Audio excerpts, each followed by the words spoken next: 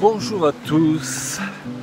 Eh bien, dans la vidéo de la semaine, j'aimerais aborder un sujet qui est celui de permettre à Dieu de collaborer avec lui afin qu'il puisse transformer le mauvais qui est arrivé dans notre vie en bon, le mal en bien.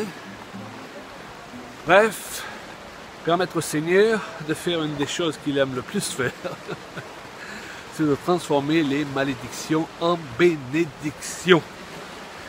Pourquoi est-ce que nous devons collaborer à ses côtés? Eh bien parce que le Seigneur n'agit pas seul, il veut agir en partenariat avec nous.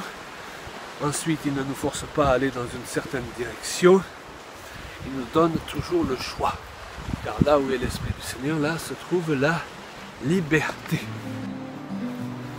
Déjà, il ne faut pas avoir une mauvaise conception des choses sur le sujet. Ce n'est pas parce que Dieu permet certaines choses que ces choses entrent au départ dans sa volonté.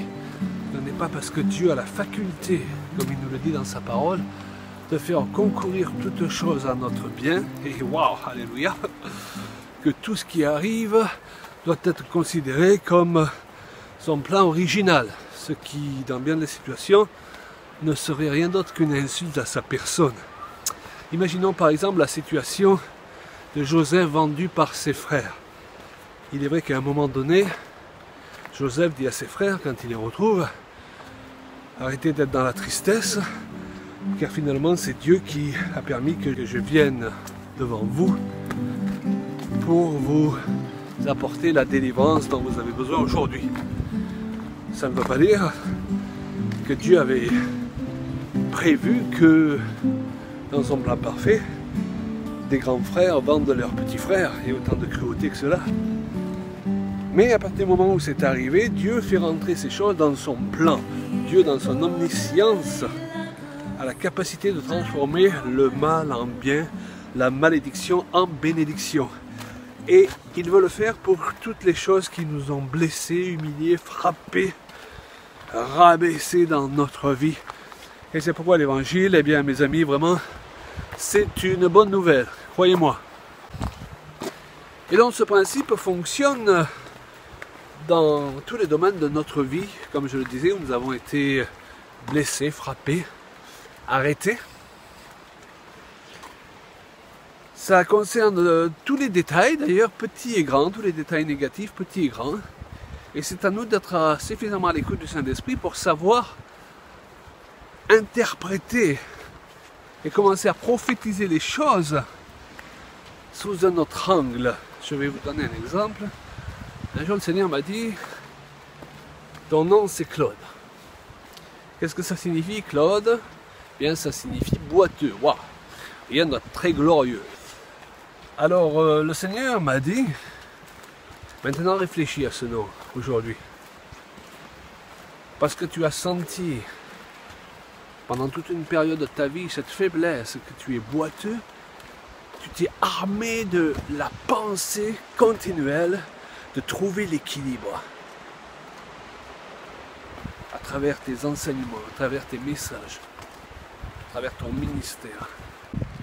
Et c'est d'ailleurs les remarques qui nous sont faites régulièrement à travers Facebook et autres, à travers nos spots, les retours que nous avons des brochures. C'est le mot équilibre qui revient continuellement, donc ça ne peut pas être un hasard. Et nous avons là un exemple typique de ce que nous pouvons faire, des différents noms, appellations, malédictions qui ont été prononcées sur nos vies. Quelles qu'aient été les circonstances de votre naissance, par exemple, mettons que vous êtes né d'un inceste, eh bien c'est sûr que ce n'est pas glorieux au départ, mais vous n'y êtes pour rien. Et Dieu va se glorifier à travers l'événement même qui a été votre honte et votre humiliation. Et c'est ce qui est merveilleux avec le Seigneur. Et c'est pourquoi nous devons arrêter de regarder au négatif, arrêter de confesser le négatif, arrêter de prophétiser plus qu'il n'a été déjà dans nos vies et pendant parfois toute notre enfance, le négatif. Mais nous devons, sous l'inspiration du Saint-Esprit, le laisser nous utiliser pour proclamer le positif à travers même le négatif. Il y a un sens dans chaque chose négative qui peut servir à la gloire de Dieu. Mon point faible est souvent aussi mon point fort. Donc ne regardez plus vos points faibles comme étant votre occasion de chute, votre occasion de honte, mais demandez au Saint-Esprit comment les transformer et y trouver la parole que Dieu vous adresse. Il est question dans un passage de l'Écriture qu'avec la tentation, l'épreuve, Dieu nous donne justement le moyen de rebondir et de nous en sortir. Cela signifie que dans toute graine négative, il y a quelque chose de positif parce que la puissance et la présence de Dieu dépassent tout le négatif quel qu'il soit. Et à partir de cette graine, Dieu va nous faire rebondir. Il va prophétiser de bonnes choses sur nos vies. Et il va faire concourir toutes choses à notre bien et transformer nos malédictions en bénédictions. Waouh!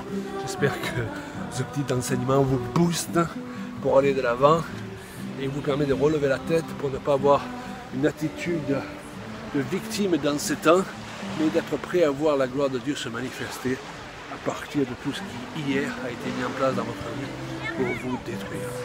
Soyez bénis.